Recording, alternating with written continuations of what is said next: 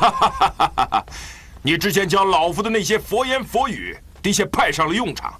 说的那2个丫头，简直是哑口无言。请。这个早在青云的算计之中，前辈杀了向阳，那2个丫头心中肯定会有许多疑问。倘若前辈知无以对，无法说出令人信服的道理，只怕当场就得露出马脚。宋青云，你不得不让老夫佩服呀！前辈谬赞了。不过，可惜了向阳了。是啊，青云也觉得非常惋惜。只是成大事，就得不拘小节，向阳不会白白牺牲的。我一定要让那个老秃驴付出代价。好，前辈有此雄心壮志，何愁大事不成？哦，对了，我有件事情要提醒你。前辈请说。我发现你的亲侄女巧儿似乎有点把持不住了。怎么说？她对那2个丫头似乎动了姐妹真情，我怕她坏了我们的大事。有这种事？老夫与他们朝夕相处，又岂会看不出来呢？这倒是出乎青云意料之外。不过前辈请放心，巧儿，青云还使唤得动。只要我提醒提醒他，他是不会给我们捅出什么乱子来的。你真的这么有把握吗？若无10成的把握，青云又怎么敢把这么重要的任务交给他去做呢？看来你这个叔叔很有权威，也很成功啊。不敢，只是动之以情罢了。什么情？恩情。什么样的恩情能让他对你言听计从呢？前辈有所不知，当年我大哥经商失败，大嫂受不了这个刺激，自尽身亡。大哥又因为郁闷成疾，常年卧病在床，鲜有工作能力。当时，巧儿姐弟正值幼年，而我，也只是个穷困潦倒的书生，根本无法接济他们。就这样，他们度过了惨淡的童年。之后，当我小有成就回来找他们的时候，不幸巧儿的弟弟因为常年饥饿而病死，于是我就帮忙料理了侄儿的后事。之后，巧儿父女的生活就由我一力承担。直到几年前，我大哥也去世了，巧儿这才投奔于我。说起来，他们一家人欠我的实在是太多了。所以你就利用巧儿欠你的这份恩情，要求他做这一切。前辈或许认为此举青云有些卑鄙，但是这么困难的任务，我又能够相信谁呢？不过她毕竟是你的亲侄女啊。为了报仇雪恨，我也管不了那么多了。宋青云，虽然你不懂得武功，不过说真的，老夫还真是有点怕你。幸亏你我是友非敌，否则我还真担心这条老命会被你玩弄于股掌之间呢。前辈说笑了，前辈武功高强，只需要一根手指头，就能让青云粉身碎骨。青云又怎么敢玩弄前辈呢？哼，那个老秃驴的武功比我高强甚多，不是也任你摆布吗？若无前辈鼎力相助，青云一个人又能起得了什么作用呢？老夫的能力自己非常明白，你也不必妄自菲薄了。叔叔，莫前辈。来，巧儿，快告诉叔叔，那2个丫头对向阳的死有什么看法？他们对于石头师傅又开杀戒，百思不得其解。不过，莫前辈假冒石头师傅的说辞，又使他们无言以对。他们似乎非常困惑，甚至还有些无所适从。很好，跟我预期的完全一样。对了，他们有没有问你有什么看法？有。你怎么说？照叔叔教我的说的。很好，看来他们对秃驴的信心已经开始动摇了。哼，不知道你们得意什么？牺牲了一个向阳，才使他们的信心有所动摇。如果要秃驴众叛亲离的话，那岂不是要连老夫这条命也要赔进去？前辈，请息怒。事情必须一步步的往上推，才有成功的可能。秃驴跟那2个丫头的感情不是那么容易破坏的，心急反倒容易坏事，还请前辈稍安勿躁。哼，老夫现在好像你棋盘上的一个棋子，任你摆布。可是我警告你，这盘棋你要给我下赢，要是输的话，我不会与你善罢甘休的。前辈请放心，只要我们按部就班的来，这盘棋我们只赢不输。哼，但愿如此。如今，第1步计划已经顺利完成，也达到了预期的效果。看来，我们该展开第2步计划。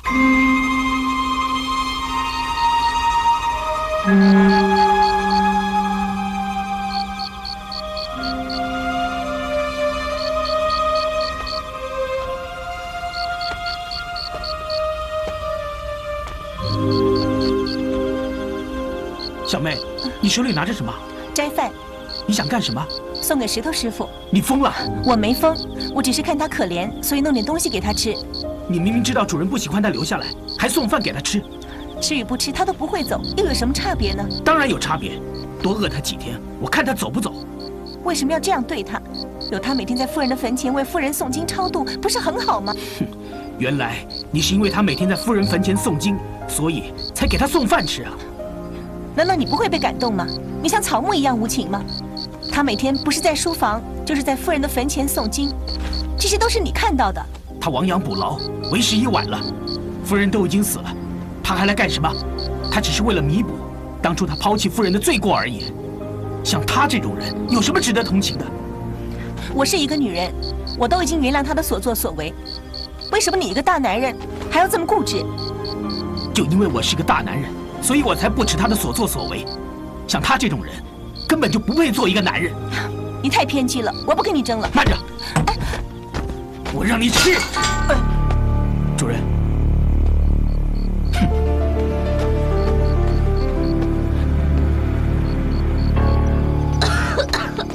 阿德，你怎么了？咳得这么厉害，你要不要紧啊？没事，没事的。咳得烦不烦呢？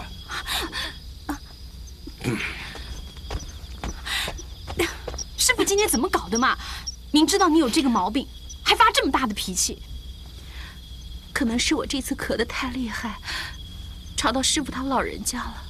不，以前也有这种情况啊。他不但不会发脾气，而且还会来关心你的病情呢。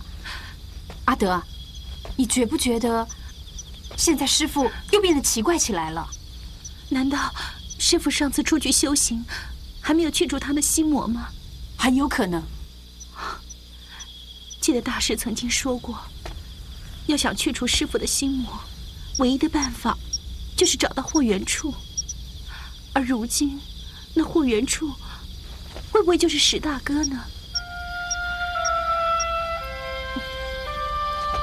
姐姐，难道你真的不想他了？想与不想，已经没有什么实质上的意义了。姐姐，我知道你心中的苦。你虽然外表坚强豁达，可是内心却极为软弱。不过，阿德要劝姐姐一句话：在一切还有机会争取的时候，就不应该放弃。倘若一切都失去了，那就只能空留遗憾了。什么都没有，不是也一样的过吗？我只要有你，有巧儿，有师傅，大家一辈子在一块儿，不是也过得挺好的吗？姐姐，为什么每次提到他，你总是在逃避？那你为什么还不聪明一点，就不要再提他了？不，这次我非说不可。你是存心找麻烦呢？那倒不是。那是为什么呢？是为了师傅啊。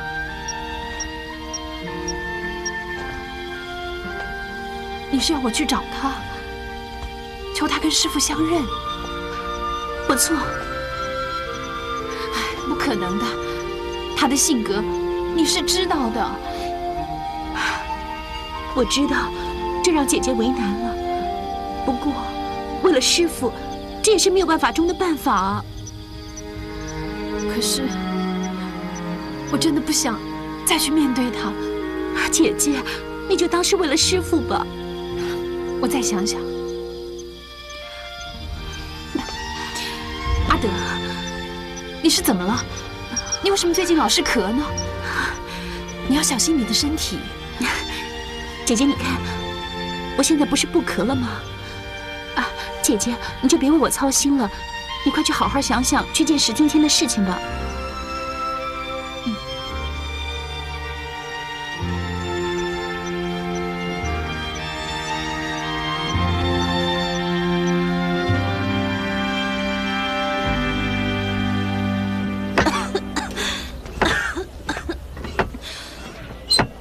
姐姐，你怎么这么早就来了？我想了一整夜，我决定我要去见他。是今天？我就知道姐姐一定会答应的。有谁能够躲过你的3寸不烂之舌呢？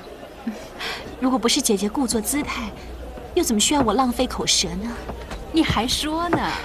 好了好了，我不说了。姐姐，你打算什么时候动身呢？我想现在就走。对，越快越好。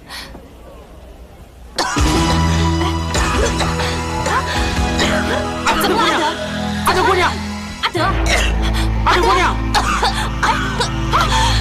阿德，阿德！主人对石头和尚的态度已经有日趋软化的迹象，他们父子随时都会相认的。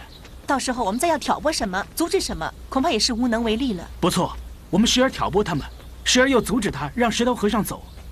主人是何等聪明之人，我想你应该很清楚。他又怎么会不对我们产生怀疑呢？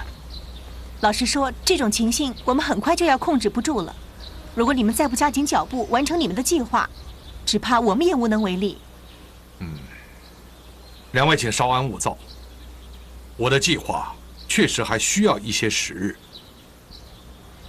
不过既然两位都说目前的情况已经是刻不容缓了，我也不想再给两位添加任何压力，因此你们只要一如既往的去做就行了。至于其他的，我自有办法。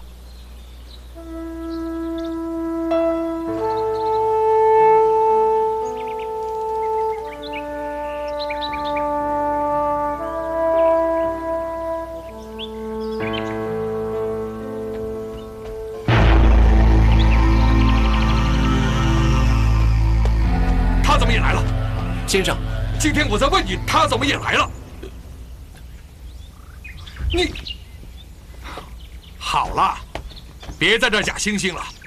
你以为念几遍经就能赎去你所有的罪孽，夫人就会原谅你？不可能的。你以为你剃了头发，穿上这身衣服，再加几句阿弥陀佛，你就是和尚了？你别做梦了。你永永远远是一个抛妻弃子、无情无义的负心汉。你可真够狠毒无耻啊！居然敢到夫人的坟前来，你没有资格，你不配。夫人生前就不想听见你、看见你，相信她死后也是一样。可是你竟然跑到这儿来诵经，你可真够狠毒啊！夫人都已经死了，你还不肯放过她，还要不停地折磨她。不，我不准你这么做！你走，你走，你走，你走啊你！你这个无耻之徒，你不走，好！今天，快点把他赶走，马上把他赶走，别让夫人不得安宁。今天，你怎么了？你怎么一动也不动啊？今天，你变了。他在你娘坟前喋喋不休，已经视而不见。难道你忘了？你忘了你娘了？你忘了那个和尚，他抛妻弃子，他以前是怎么对你的啊？今天，你真的变了，夫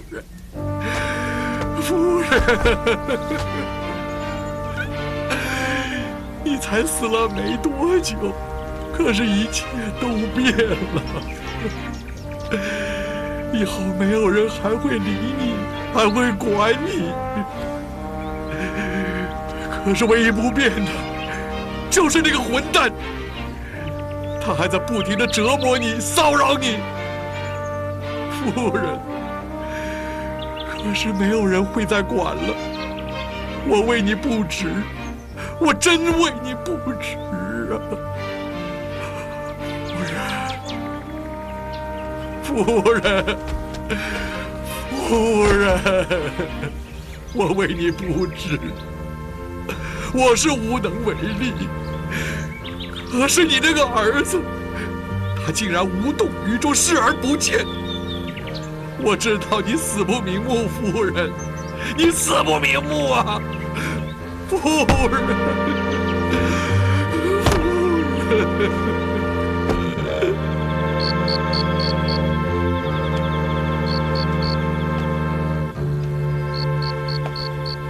主人，对于今天所发生的一切，您为何毫无反应呢？你认为我应该有什么反应？要不就赶走石头，要不就痛斥宋青云。你要是我，你会怎么做？痛斥宋青云。为什么？他不过是无痕山庄的一名总管，但他对您却如此无礼。属下觉得他实在是太过放肆了。我的看法和你不太一样。主人，您觉得他这么做对吗？对错并不重要，重要的是他的心意。属下不明白，主人所指的心意为何？正如你所说的，他只是无痕山庄的一名总管。可是，在我娘过世之后，他仍然如此忠心为主，就这份心意，已经相当难能可贵了。就算是如此，但他终究是个下人，怎么能够不顾尊卑的来指责您呢？或许，当时他是悲伤过度，才会口无遮拦。我又如何忍心指责于他？再说，他说的也未必全无道理。主人大人大量，不与他计较，但是我始终认为，他实在有些太过分了。好了好了，你们不要说了，这件事情我自有分寸，你们就不要管了。冷雨，从今天起不要再给他送斋饭了。是。冷言，好好看着他，别让他进大厅。好险！宋青云这招也真够绝的。不过，刚才大哥如此试探主人，小妹在一旁真为大哥捏了一把汗，生怕大哥会言语不慎，适得其反。倘若不是如此，又怎么能试得出主人的心意呢？那倒是。不过可喜的是，现在主人的心意已经转变回来，倒省了我们不少麻烦。可是这种提心吊胆的日子，不知道什么时候才能够结束。走一步算一步吧。为了保住主人的命，再怎么难，我们也得熬过去啊。哼，两位倒是挺有闲情逸致的啊。难为我，搞的是头破血流啊。你流点血算什么？你知不知道我们？真不愧是一对兄妹，默契十足。只可惜办事能力太差。你，原来以为靠你们两个就能稳住这儿的阵脚，想不到还是要我亲自出马，来上一段哭坟才能勉强过关。你们知不知道？因为你们的无能，差点坏了我的大事。我知道你们很为难，没敢指望你们做什么。只不过，这么点小事都做不好，我真不知道你们究竟还有什么用。够了，宋青云，你以为我们是你什么人？任你如此的谩骂，我们肯帮你，是因为师父的命令，我们肯忍让你，是给师父面子。要不然，不只是头破血流，而且已经是身首异处了。宋青云，我劝你以后言辞谨慎点。是。哎呀，青云是一时心急，所以口不择言。我是担心事情会发生变化。其实两位啊，都是能人呢，青云怎么会不知道呢？哎呀，确实，这件事情对2位来说的确有为难之处，青云应该设身处地替2位想想，不该多有责难，还请2位见谅，见谅啊！不过，青云还是要提醒2位，虽然目前情况暂时稳住，但是日后难保不会发生变化，所以请2位还是要尽量稳住，尤其是不能让石头那个秃驴离开，否则我们的计划将会前功尽弃啊！师父交代的事，我们一定会尽力完成，不用你再三的重复。那太好了，既然2位还记得令师的耳提面命，那么青云这就告辞了。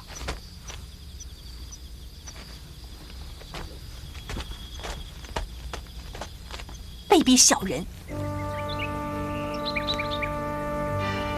白玉，别怪我昨天在坟前所扮演的戏，我是为了大局着想。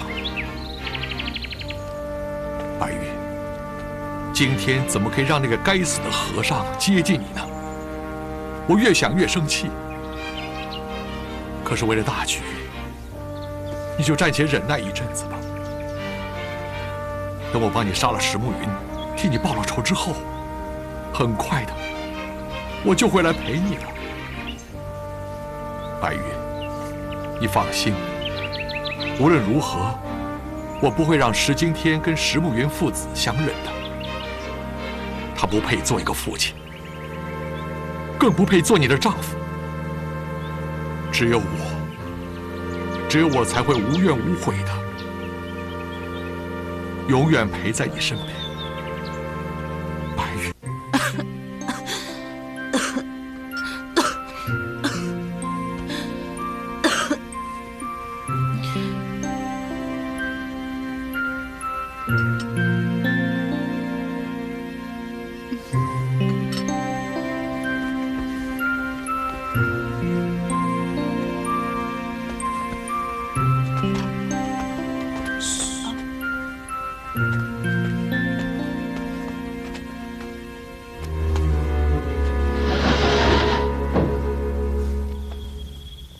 姐姐，你不用担心了。阿德姐姐不过是受了些风寒，她很快就会好的。如果只是一般的风寒，我还需要那么担心吗？难道阿德姐姐得的是别的病吗？这是她的宿疾。从小到大，她就一直被病魔纠缠着。这病很严重吗？很难说。平常的时候是看不出来的。可是，一旦病发，却难以控制，甚至会要他的命啊！那他病发前难道看不出征兆吗？认真的说起来，应该是有。每当他心中有了困扰，有了问题，有了难以解开的结的时候，他的病很快就会发作起来。这些都是藏在他心中的事，倘若他不说，旁人又怎么看得出来呢？这就是问题的所在啊！哎呀，都怪我不好。怎么了，巧儿？发生了什么事啊？其实几天前阿德姐姐就有过病兆的，可是我不知道她有这个病的事，所以到底怎么回事？你快说呀！几天前的一个夜里，我无意间发现阿德姐姐一个人神情落寞地坐在院子里。我走了过去，没想到竟看见阿德姐姐满面的泪水。我问她发生了什么事，她不肯说。后来我想到姐姐你曾经告诉过我她和落日的事，于是我又问她，她经不起我再三的追问，终于点头承认了。不过她让我答应她，不可以将她为落日伤心难过的事告诉姐姐和石头师傅，免得你们为她担心。傻阿德，你为什么老是将所有的痛、所有的苦都往心里摆呢？你为什么不说出来，不告诉我们？阿德，你为什么还装出若无其事的样子，在一旁陪我笑，陪我闹？难道你不知道自己有病吗？你怎么忍心这样对自己？想不到阿德姐姐活得这么辛苦。我们都知道，落日的死对她的打击相当的大，所以我们在她面前都绝口不提。没想到她竟然会伪装得如此的好，我还以为她已经放下心中的重担，原来她的心结一直都没有办法打开。她自己活得这么苦，还要顾虑你们的感受。阿德姐姐实在是太善良了。我说，她是太傻了。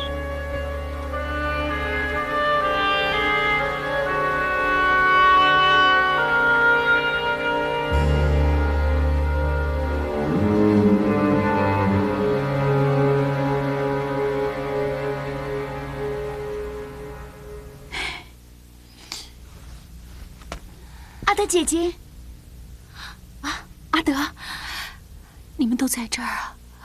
我睡了好一会儿了吧？你觉得好一点了没有？我根本就没事儿。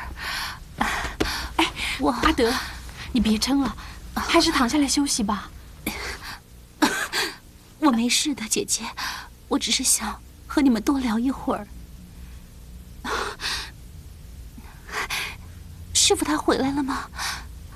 姐姐，你去告诉师傅，你就说阿德不渴了，阿德再也不会吵他了。姐姐，你怎么了？你怎么哭了？啊，姐姐，姐姐，姐姐，姐姐，巧儿，姐姐是怎么了？你快去告诉她，你就说阿德没事，不要他为我担心啊。阿蛇姐姐她没哭，她刚在为你熬药，她的眼睛是给烟熏的。哎，阿德姐姐，你快躺下来休息吧。为什么？为什么？为什么他还要强忍他的病痛，装作若无其事的样子呢？若不是这样，阿德姐姐又怎么会病发呢？不行，我不能再让他这样装下去，再这样装下去，他会没命的。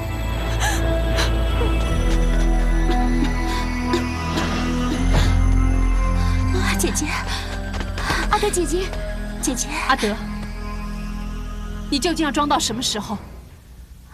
姐姐，怎么了？到底什么事情啊？你心里藏了什么？你自己心里明白。我要你说出来，你说出来啊！姐姐，你要我说什么？你到底要我说什么？巧儿，你知道吗？你快说，你快说啊！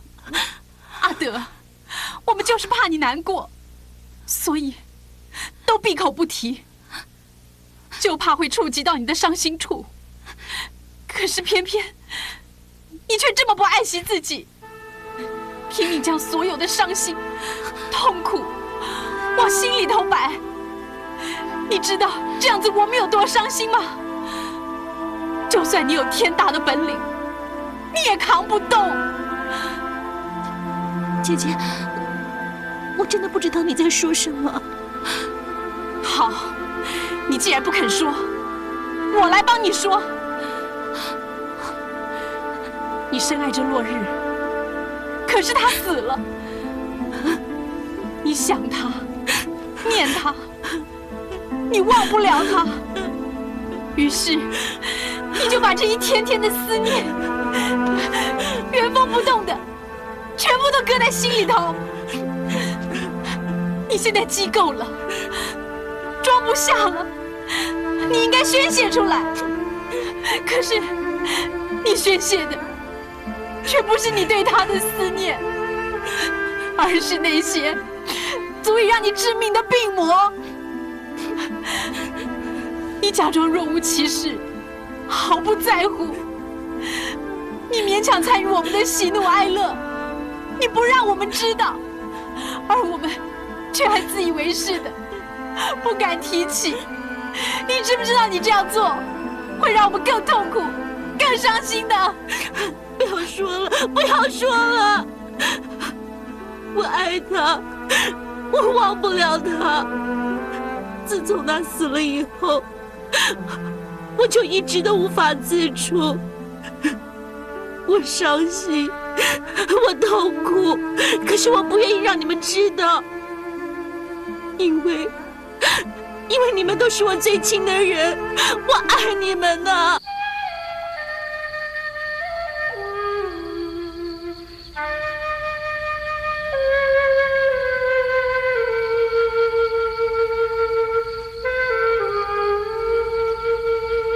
阿弥陀佛。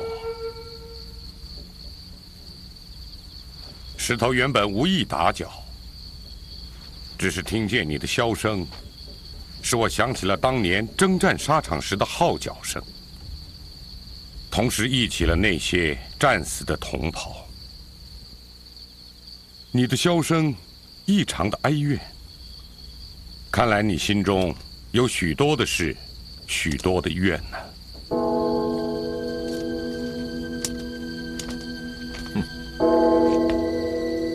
夜风正凉，吹信正气，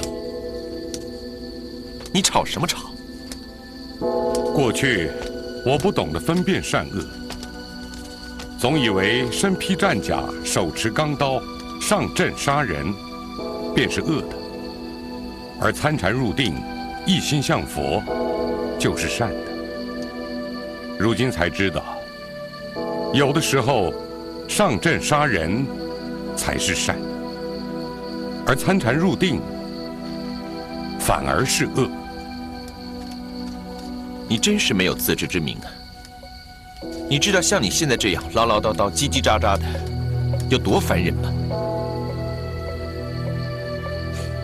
其实，强分善恶，才是不能开悟的根源。正所谓，善恶如浮云，俱无起灭处。哼，唉，真是从来没有见过，晚上不睡觉，还整天叫个没完没了的鸟。心中认定的是非善恶，都会随着时间而有所改变。那么，什么是是，什么是非，什么是善，什么又是恶呢？既然无法分辨，又何须去分呢？好吧，你不睡觉，我可要睡了。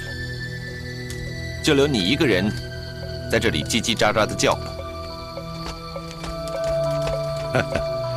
逃避只能够增添苦恼，面对才能解决问题。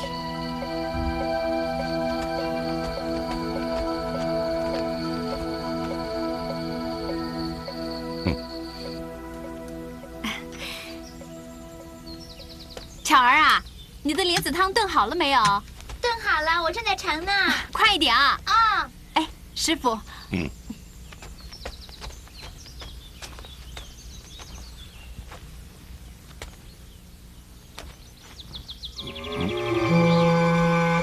师傅。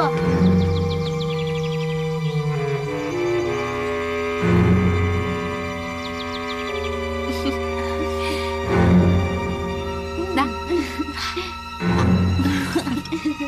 多吃一点啊。来，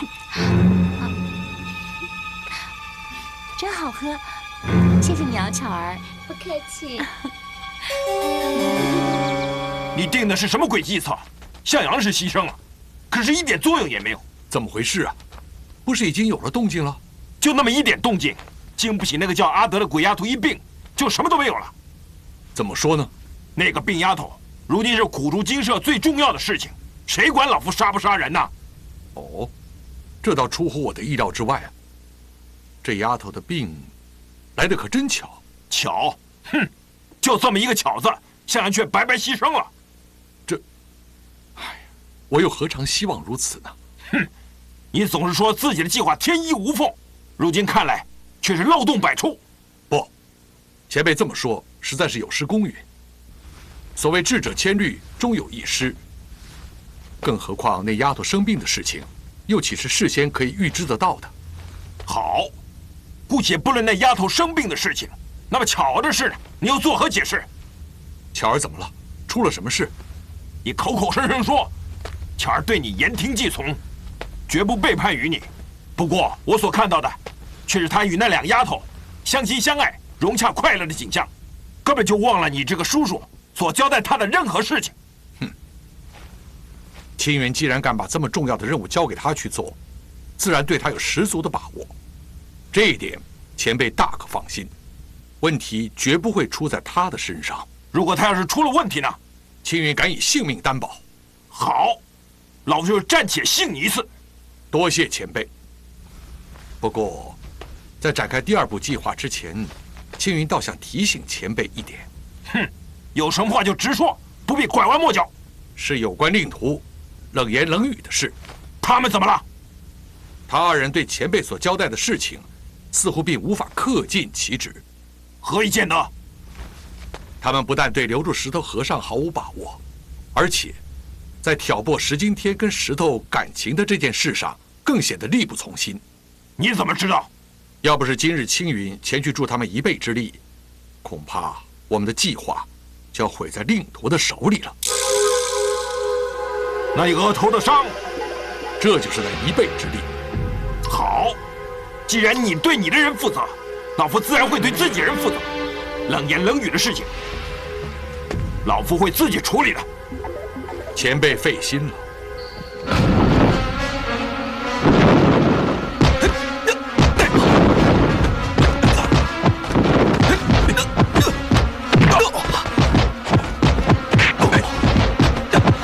师傅，这是我们主人石惊天。我回屋了，你们自便吧。哼，够傲气，武功也不俗，只可惜。师傅，您深夜来此，究竟有何事？你问我，我还想问你们呢。我们不知道我们做错了什么，还请您教诲。教诲？哼，我的话早就当耳边风了，我还敢教诲你们吗？师傅言重了，我们兄妹一向谨遵师傅教诲。是吗？那么为什么连一个外人都觉得你们并未将师傅放在眼里？师傅，是宋青云吗？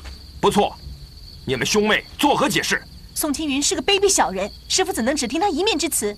哼，我从来没有把他的话当真。不过，事实上，你们并没有完成我所交代的任务，害得我在他人面前毫无颜面。师傅，我们已经尽全力了，而这件事确实有些棘手，所以我们难免有疏漏之处，让您颜面无光，请您恕罪。哦，既然你们眼里还有我这个师傅，好，过去就算了，我不跟你们斤斤计较。不过从现在开始，我希望你们两个言行一致。是。我问你，那个秃驴在什么地方？去他妻子的坟前诵经了。什么？出去了？为什么不盯住他？他每天早晚都会去坟前诵经，然后一定会回来。要是走了呢？哼，此事关系重大，影响到整个计划的成功和失败。我不容许你们两个有半点疏失。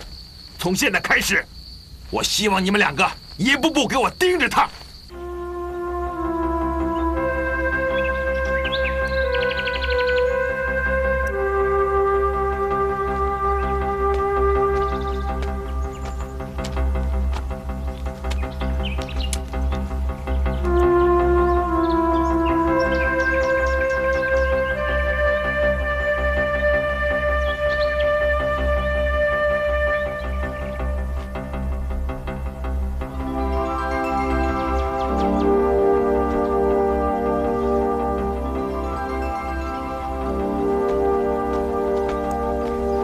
主人，冷言，你师父的武功的确很高。昨天要不是你们及时赶到，或许现在我已经伤在他的鹰爪之下了。主人，请您看在冷言的面子上，原谅我师父的唐突与冒犯吧。这点小事我不会放在心上的。不过我倒想问问，以你师父武功之高，在江湖上绝非泛泛之辈。他到底是谁？此番突然来找你们，究竟所为何事？怎么，你有难言之隐。主人，既然你不方便说，那就算了。主人，实不相瞒，我师父的确并非是泛泛之辈，只不过他当年在江湖上声名狼藉，可是这20年来，他从未涉足过江湖，所以冷言不便报出他的名号。至于他这次来的目的，冷言也不便相告。不过有一点，请主人放心，我们不会让任何人伤害到主人的。这点我当然相信。不过有件事，我想提醒你们兄妹俩：不管你们师父过去如何，现在又是否改邪归正，我只希望你们兄妹俩在做任何事情的时候，千万要考虑清楚，不要做出任何错事来。多谢主人提醒。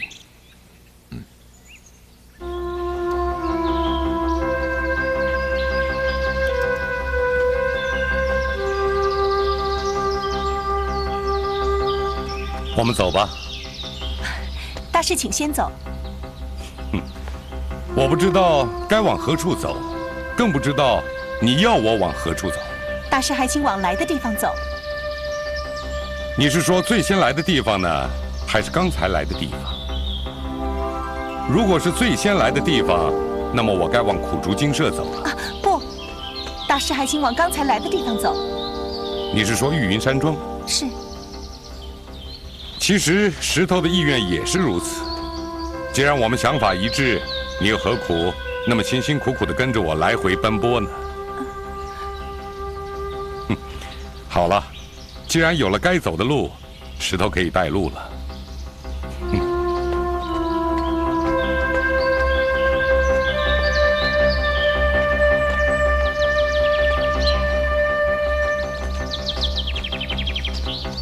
山路崎岖难行，或许下回该由你跟着石头才对呀。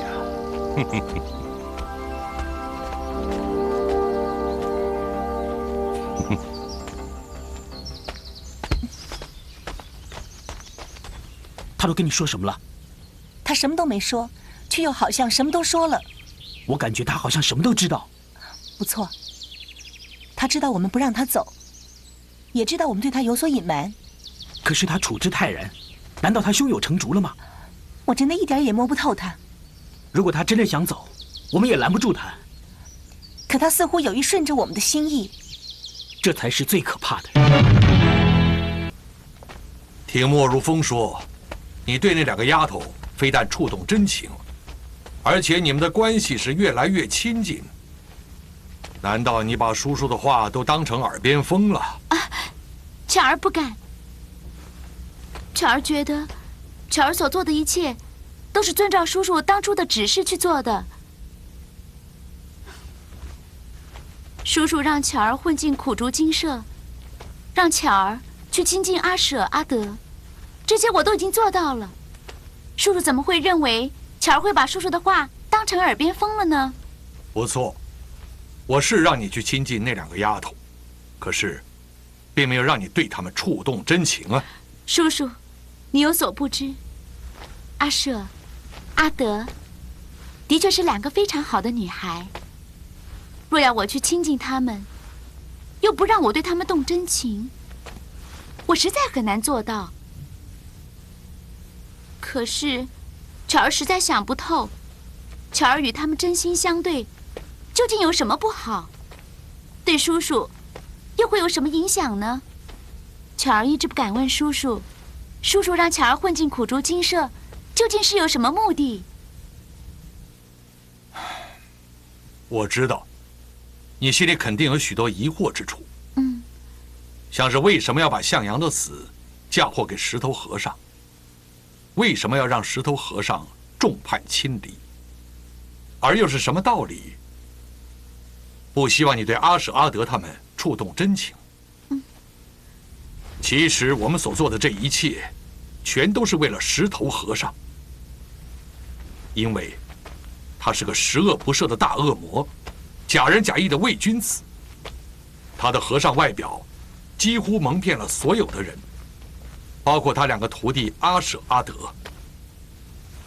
可是，我们这些知道内情的人，却又拿他无可奈何，因为他的武功太高了。因此，我们只有另外想其他的办法来对付他，否则，只能让他逍遥法外。那他究竟做了什么坏事，会让叔叔发现他的真面目呢？为了贪图美色，他杀了我心爱的妻子，也就是你的婶婶，杀了莫如风的师弟，仅仅是为了夺取他们的财产。光这2项罪行，就足以证明，在他慈祥和善的和尚外表之下，实际上却隐藏着一颗贪婪凶残的邪恶之心。他真的这么可怕吗？那可不，至今回想起他的恶行，我都还余悸犹存啊。若是果真如此，他是该受到惩罚。你能明白就好。不过什么？巧儿想不透的是，叔叔派巧儿去苦竹精舍，究竟能起得了什么作用？而且根据叔叔所说，阿舍、阿德对石头和尚的所作所为并不清楚，可见他们2人并非是坏人。那么叔叔又何必在乎巧儿是否以真情对待他们呢？叔叔让你混进苦竹精舍，自然有我的原因，只是现在还不能告诉你。我怕说出来之后，会影响整个惩治石头和尚的大计。这一点，你还要体谅我。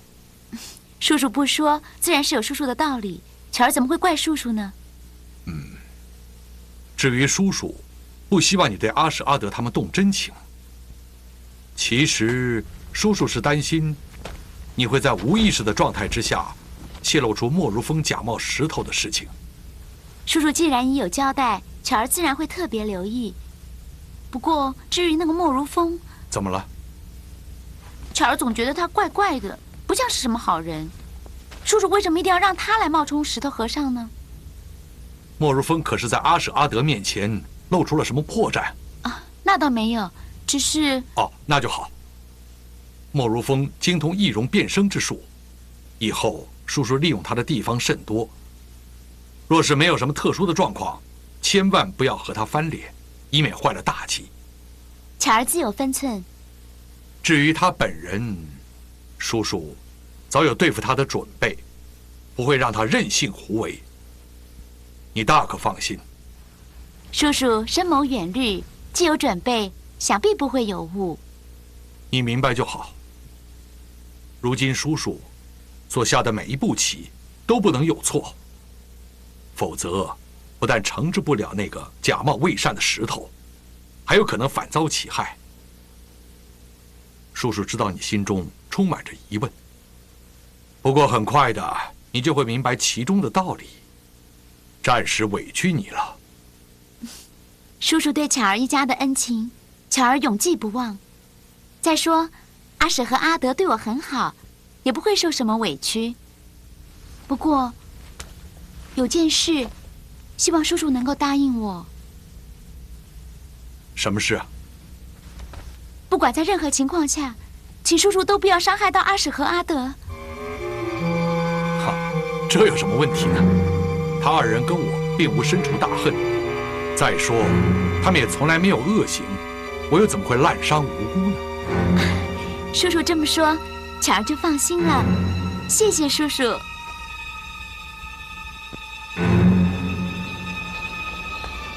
哼，巧儿，是不是去你叔叔那儿了？哼，怎么，挨骂了？用不着你管。其实你只要认真做好自己的本分，不要假戏真做，你叔叔又怎么会骂你呢？这是我的事，用不着你管。再说，我所做的一切，自然会向我叔叔交代。你大可不必成天像一个小人那样跟着我，更不必去我叔叔那通风报信。哼，既然你这么说，就算我多事了。等一等，怎么，你对我还有什么不满的？我想问你一件事。说吧。真正的石头和尚究竟是什么样的一个人？原来你问的是这个，你叔叔没有告诉你啊？我想听听你的说法。好，那我就告诉你一个事实：我的师弟张万里是个家财万贯，而且又喜欢接济穷人、乐善好施的大善人。石头和尚看上他的家产，不但杀害了他，而且抢夺了他的家产。你说那个石头和尚是个什么样的人呢？可是据我所知，石头和尚并不是一个很富有的人，要不然他怎么会住在这么一个简陋的苦竹精舍呢？哼，连阿舍跟阿德都被他蒙在鼓里，你又怎么会知道呢？要不是向阳亲眼目睹，连我也不会相信啊！一个成天吃斋念佛、劝人为善的和尚，背地里却是个无恶不作的大魔头啊！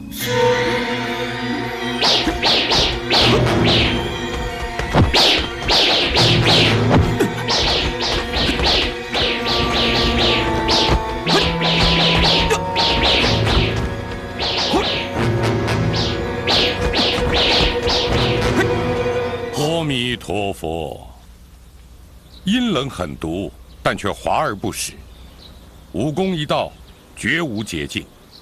若走捷径，则根基不稳，难成大器；若是心怀正气，转气为力，运之于剑，则剑气自然而生。不但武功大为精进，而且由邪转正，方可大成。不错，倘若师傅和主人发生冲突，那么结果只可能有一个：师傅会把他杀死。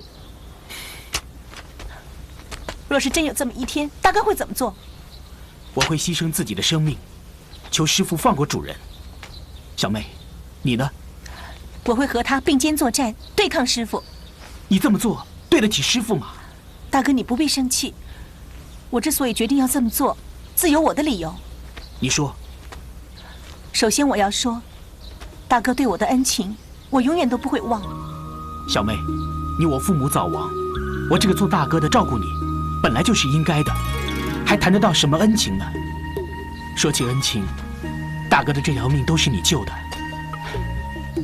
记得有一次，我和几个一起在大街上行乞的小孩，打得头破血流的，但是我奋不顾身跑回破庙去找你。整整3天3夜，3天3夜，你不眠不休地照顾我，终于救回了大哥的一条命。当时我真的不懂，你那时只有7岁的年纪，怎么可能有这么大的精神和毅力呢？当时我只有一个想法，你是我世上唯一的亲人，我绝对不能让你离开我，所以我连眼睛都不敢眨一下，生怕在眨眼的瞬间你会突然消失，离我而去。我也有这种感觉。我想，这就是我们兄妹之间从小相依为命的那份感情吧。对，相依为命。直到有一天，我遇见了他，我才知道，在这世上还有另外一个人可以照顾我。我跟大哥不再是相依为命，我们有了3个人的感情。所以当师傅会跟他发生冲突，我当然是向着他。可是师傅呢？师傅，他除了带我们离开了在街上行乞的生活，他还给了我们什么？他严苛，他无情，在他身上，我从来没有感受到任何的温暖或是爱。他之所以教我们武功，只不过是为了让我们帮他做事。我丝毫不觉得我应该为他付出什么，更何况是我的生命。你真的这么想吗？千真万确，而且没有丝毫的不安。你我看法不同，但是我并不想勉强你。我要再警告你，主人对你并没有儿女之情，你们是不会有结果的。我知道大哥这么讲是为我好，不过我相信时间能改变一切，真诚一定能够将他打动。你不觉得太过一厢情愿了吗？是否一厢情愿，必须试过之后才知道。2两，多少钱？2两嘛。这么贵呀？嘿，这上好的皮货耶！铁蛋，铁蛋。哎，阿德姑娘，你回来了？没事了。你看我像有事的样子吗？不像，一点都不像。好了，铁蛋，快把大门打开，我们要做生意，不能再偷懒了。哦，知道了。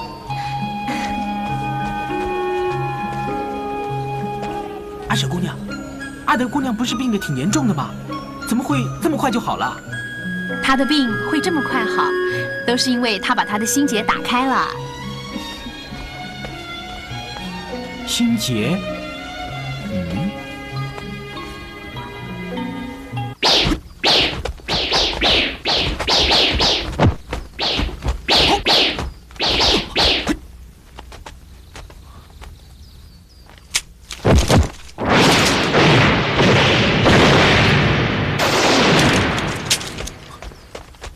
若能悟得此简中之精义，则剑气自有识破惊天之时。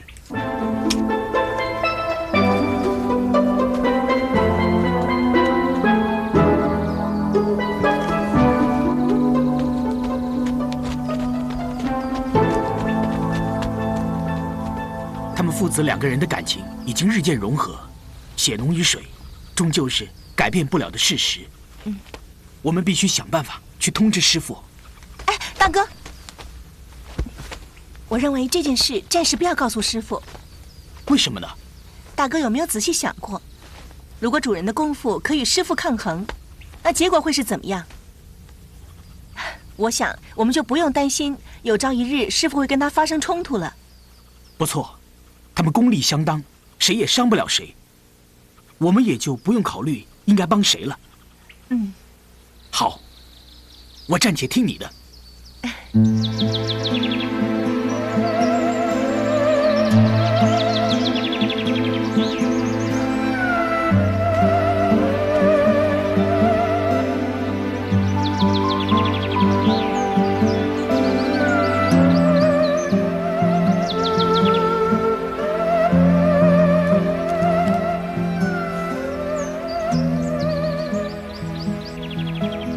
白玉，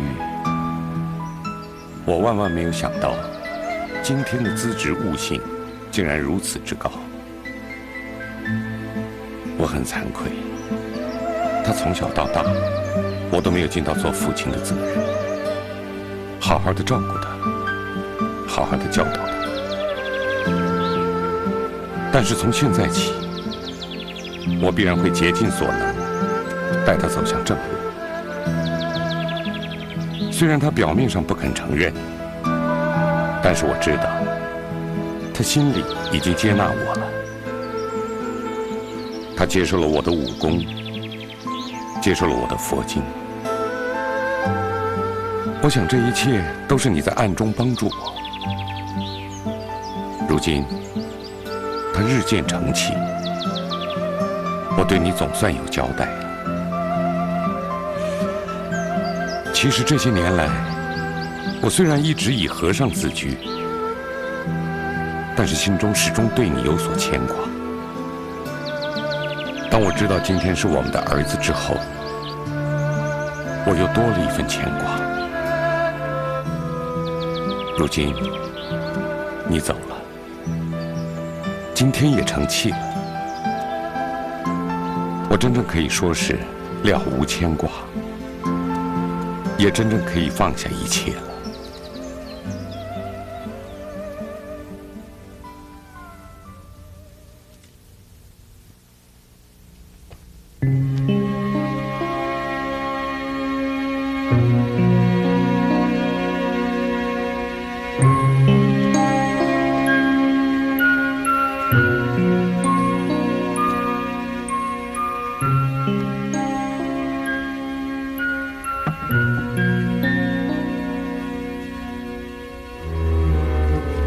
主人，请用茶。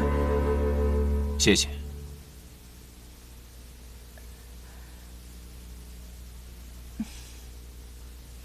主人，请用茶。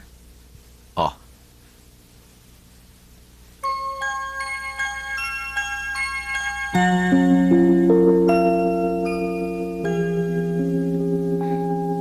你怎么这么看着我？我有什么不对吗？不，你没有什么地方不对，而且你这么穿挺漂亮的。我只是觉得有点新鲜，所以忍不住就笑出来了。你真的认为我很漂亮？是啊，确实挺漂亮的。那么，如果以后我每天都穿成这样，你会不会喜欢我？你会吗？冷雨，我想你可能是误会了。我说你漂亮，那是因为……因为什么？我说你漂亮，那是因为你这么穿确实挺漂亮的。啊，我没有别的意思，仅是欣赏而已。难道你从来就没有喜欢过我？一点也没有。冷雨，我想你应该明白，我一直把你当作妹妹看待，我们之间只有兄妹之情，并无男女之爱。我不明白，过去你有阿舍姑娘，我无话可说，可现在你什么都没有，你为什么不能把对我的兄妹之情转变为男女之爱呢？你把感情的事看得也太过简单了，这种事情怎么能够随便变来变去呢？只要你肯变，有什么不可以呢？问题是，我并不想变。你，冷雨，你听我说，在我的心里，自始至终都只有阿舍一个人，不论过去、现在或者将来，都一样。至于你，我从来都没有喜欢过你，也同样不论过去、现在和将来，都是一样。所以，我希望你不要在我身上再花费任何心思，因为那对你对我都不具任何意义。每个人都应该有一种属于他自己的样子，千万不要为了任何人去改变。去把衣服换回来吧。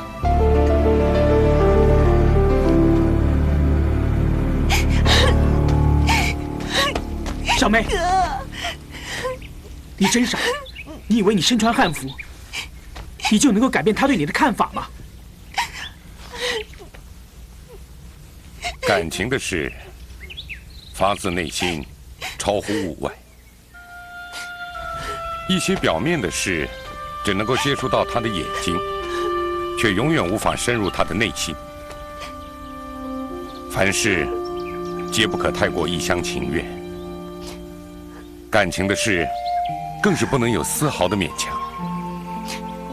若是一味的强求，只会让你尝到苦涩，甘甜却离你越来越远。聪明的人遇到自己无法解决的事，知道什么时候该舍弃。执着只会让你越陷越深，却于事无补。你应该是个聪明人呐。多谢大师。走。你要干什么？你放心，我不会进去的。那你想干什么？我只是想提醒你，有关感情的事，是必须要弄得清楚明白，尤其要能够处理得当。不论是冷雨也好，阿舍也罢，他们都不该是现在这个样子，而问题全出在你。看来你得好好想想该怎么做了。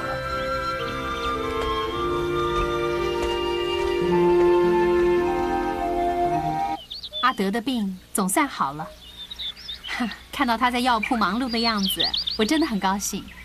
陆大哥对阿德姐姐的影响实在太大了。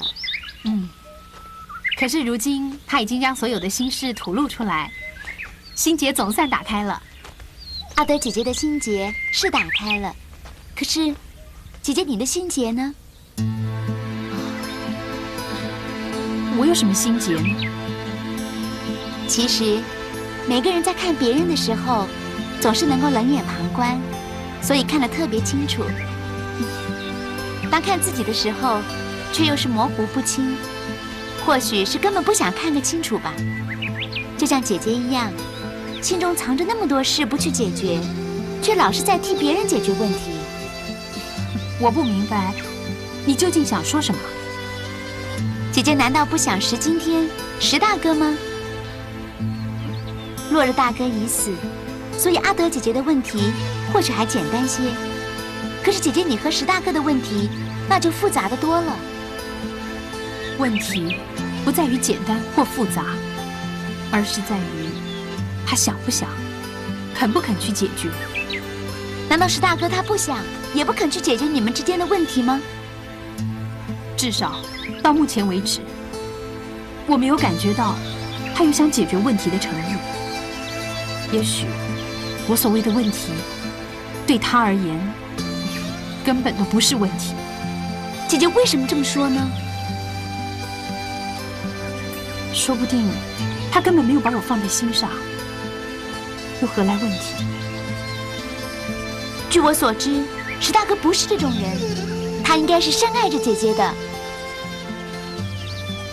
过去我也这么认为，可是如今就连我自己都很难说服我自己，我又怎么能够相信他呢？我想人时常会给自己设置一些突破不了的障碍，就像阿德姐姐的心结一般。可是一旦你突破了，或是想通了，那是再回头看看，原来当初所谓的障碍根本算不了什么。所以依我看，你和石大哥之间的问题就在于此。或许吧。哎，巧儿啊，为什么我突然发现你的见解和说法跟师傅那么像呢？姐姐又拿巧儿寻开心了。巧儿怎么能跟石头师傅相提并论呢？说真的，巧儿拿到苦竹精舍都快半个月了，可是我对石头师傅还不了解。姐姐，你能不能告诉我，石头师傅究竟是什么样的人？当然可以了。师傅啊，他是个面冷心善的人，对我们尤其慈祥。他行走江湖是以惩奸除恶为目的，但是实际上他是想以度化人为主。他希望能够借着佛的力量，使得世人能够向善。不过自从他有了心魔之后，他的情绪就变得非常的不稳定，而且也不像以往那么平静了。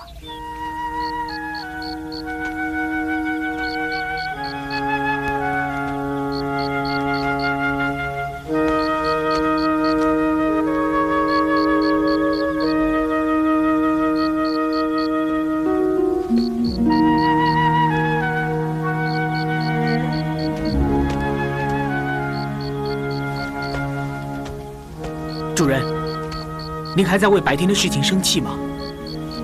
什么事？当然是冷雨的事。怎么会呢？冷言特地带他向主人道歉，请您原谅他的莽撞和无知。你太过见外了。你我三人情同兄妹，我又岂会把这件小事放在心上？主人大人大量，但是这件事情确实是冷雨的错。我这个做哥哥的，也难逃管教无方的罪责。你也未免太小题大做了。做哥哥的，哪能管得了那么多？既然主人这么说，那我也就不用再多说了。其实，你根本没必要向我道歉。多谢主人。我只是希望冷雨能够明白，他以后能够想得通，看得开。或许这件事错真的在我。您怎么会这么说呢？我似乎太不注意身边人的感受了。若是我能够及时发现冷雨对我有情，我就能够及时制止，也就不会发生今天的事情。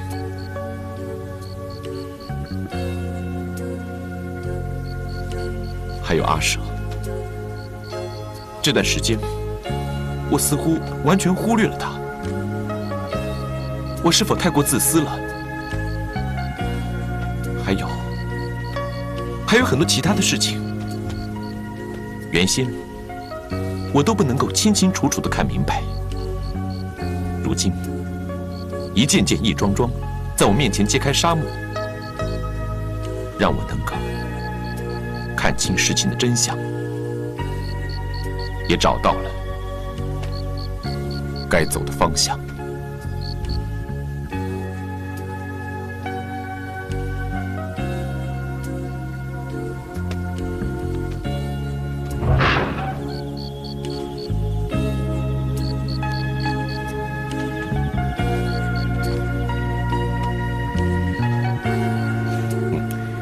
你终于肯进来了。倘若我不进来，你又如何能走得出去呢？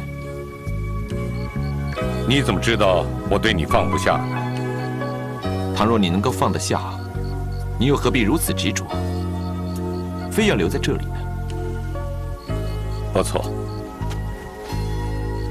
你不枉费我一番苦心，总算开悟了。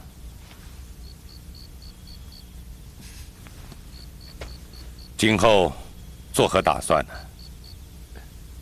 有些事情根本无法事先安排，一切顺其自然吧。话虽如此，不过情感的事很难单方面随缘就能够解决的。我已经和冷雨解释得很清楚了，我和他除了兄妹之情之外，别无瓜葛。我想，他应该能够了解才对。阿舍呢？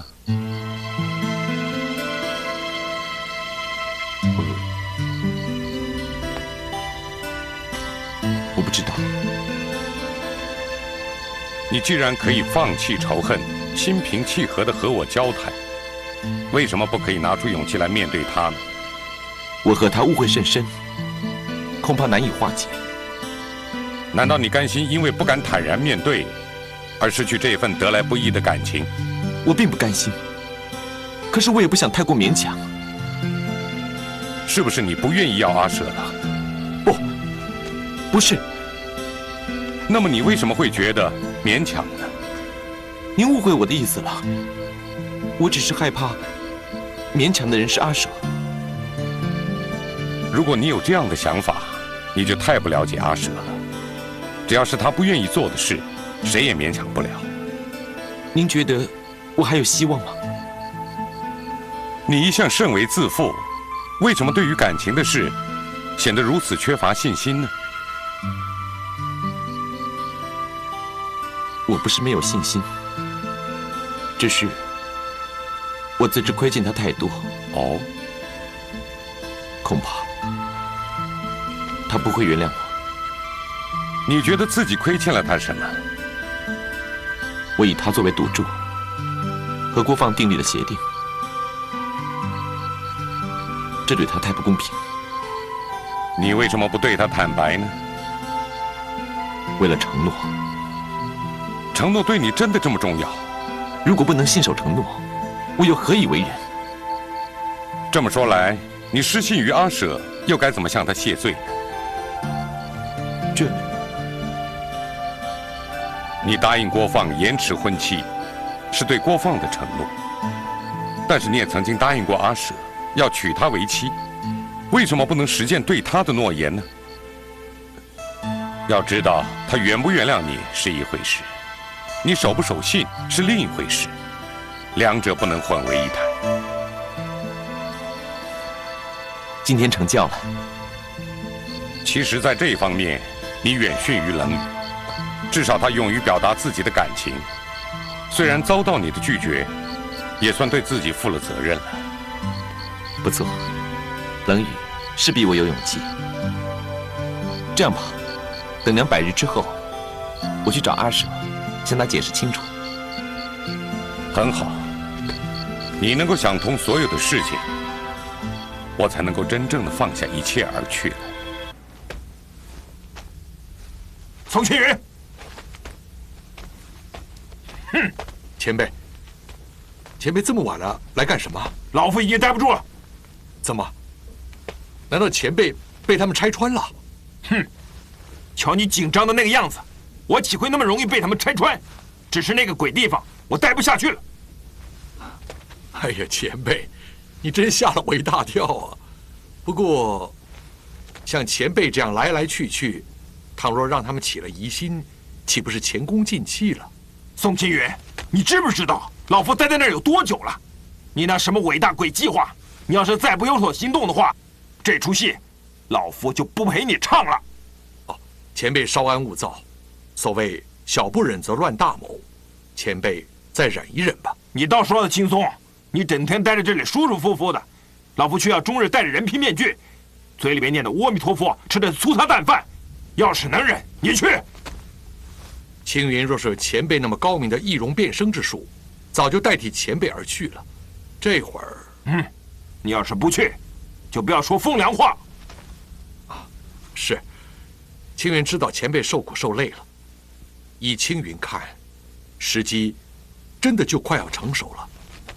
我想，不出5天之内，我们一定会采取行动。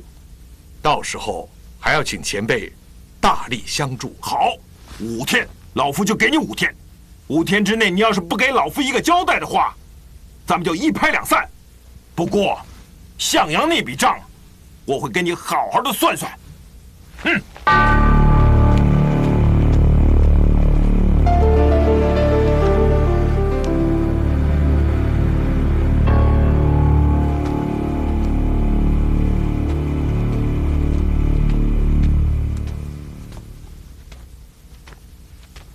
主人，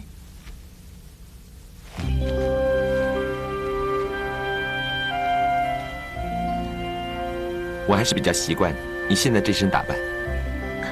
既然主人已经习惯了，以后我可不可以继续穿着这身衣服来服侍主人？你和冷言已经是我仅有的亲人，我怎么舍得让你们走呢？多谢主人。站住，不准进来！冷言，你让他进去吧。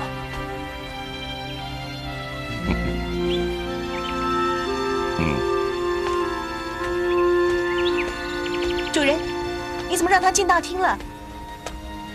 这里本来就是他的家，我已经找不出任何理由不让他进去了。主人是不是已经原谅他了？他何尝需要我的原谅？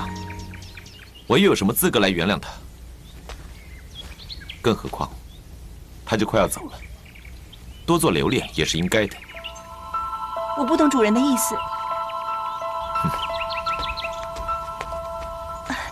大哥，难道你还看不出来吗？他们父子之间已经没有心结了。那我们该怎么办呢？当然是通知师傅。大哥，如果师傅知道这件事情，一定会对主人不利的。你放心，我们可以隐瞒他们父子和好的事，只说石头和尚要走。你认为这么做，师傅就会放过主人吗？那我们只好碰碰运气了。倘若师傅知道我们知情不报的话，他更会对主人不利的。大哥，还是让我先去试试看，能不能留住他再说吧。好吧。白玉，我答应过为你念《金刚经》100遍，来消除你生前的业障。愿你早入娑婆，重新投胎做人。如今总算是功德圆满。至于今天，虽然他还没有承认我是他的父亲，但是我看得出来，他对我的怨恨已经消失了。只要我们父子能够解开心结，我也就心满意足了。我可以了无牵挂地走了。明天中午，我就会离开此地，而你会永远地活在我的心中。但愿你的来世能够美满幸福，不再饱受情爱的折磨。阿弥陀佛。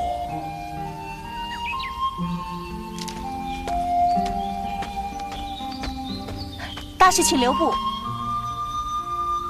如今我心愿已了，恐怕不能如你所愿了。大师非走不可吗？此地已无故人，多做逗留又有何意呢？夫人的百日还没有过，难道你不打算为她尽最后一份心意？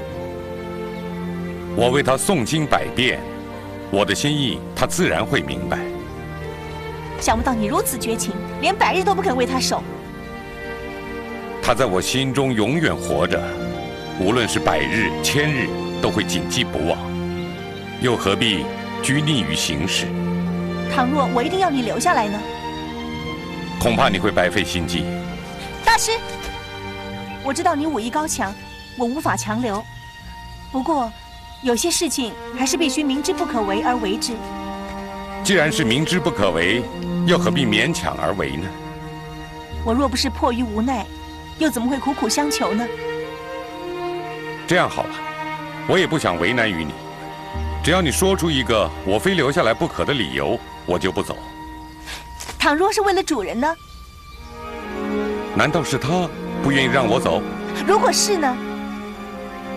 我自然会向他辞行，你不必为难。主人一向倔强，表面上一定不会留你，可心里却希望你留下来。他心里怎么想，你又是怎么知道的呢？我跟他朝夕相处，我当然可以看出他的心事。你放心好了，我会给他一个非走不可的理由。大师，您回来了。我不会再进大厅，你们也没有守在这里的必要了。大师不要误会，以后无论你怎么进出，我都不会加以阻拦。到那边去。怎么样？你留住他没有？他有我坦白说出理由才肯留下来。那你说了？我怎么能说呢？不过我觉得他对我们已经有所怀疑，只是不拆穿而已。照这件事情的形势来看，我们一定要禀明师傅了。大哥，你认为师傅会放过主人吗？现在不是担心这个的时候。无论如何，我们也不能违背师傅的命令啊。这个我知道，可是我们也不能不管主人的死活呀。小妹，我们不是已经决定了吗？倘若师傅真的要杀主人的话，我们宁可牺牲性命，也要保护他。对，我们现在就去找师傅。如果师傅一定要坚持对主人不利，我们还有机会求大师帮忙。相信大师在这里，主人一定会没事的。这怎么可以呢？你明明知道师傅和大师有仇，而且他们还交过手。倘若大师一旦发现师傅挟怨报复的话，一定不会放过师傅的。那你还有别的办法吗？船到桥头自然直，总会有方法解决的吧？什么？老秃驴明天中午就要走？是的。哼，你们两个真是没有用，交给你这么点事都办不好。师傅，我们已经尽力了，可是他执意要走，我们也无可奈何啊。好，老秃驴敢走的话，明天我就去杀了石惊天，让他绝子绝孙。师傅，求您放了主人好不好？哼，你们还有脸替他求情吗？可是师傅，您答应过，只要主人不帮着石头和尚，你就不会伤害他。我是答应过，可是你们也答应过我，要留住石头这个老秃驴。你们留不住，我为什么不能杀石惊天？师傅，我说好了，你们师徒何必为了石头和尚而伤了和气呢？他也到了应该离开的时候了。你们两个放心回去吧，我会劝你们的师傅不要伤害石惊天的。真的吗？你们放心，我对惊天的关心并不亚于你们二位，我怎么舍得看着惊天受到伤害呢？先生，希望你不要忘记夫人临终的交代，她要你好好的照顾主人。我们走。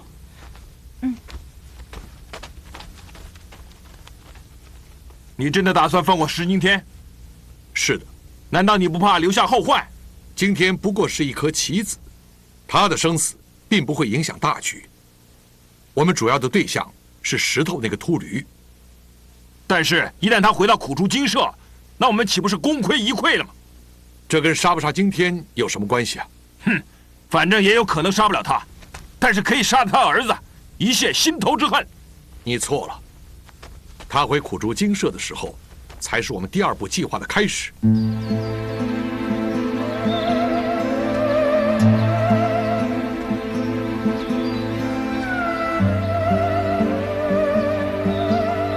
娘，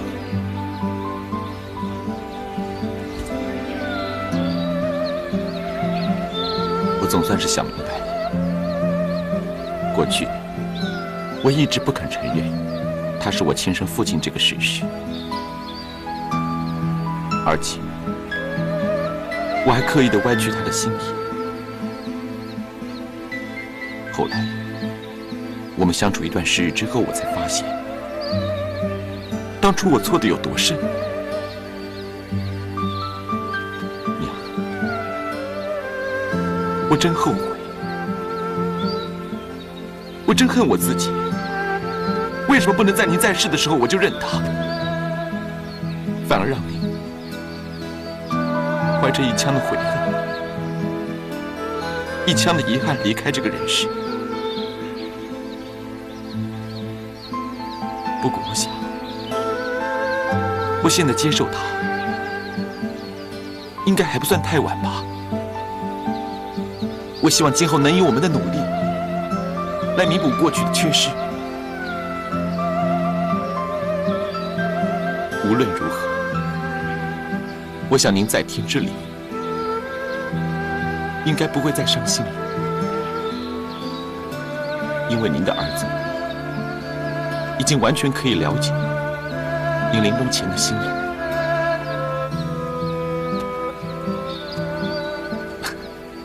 您放心，我不会再犯相同的错误。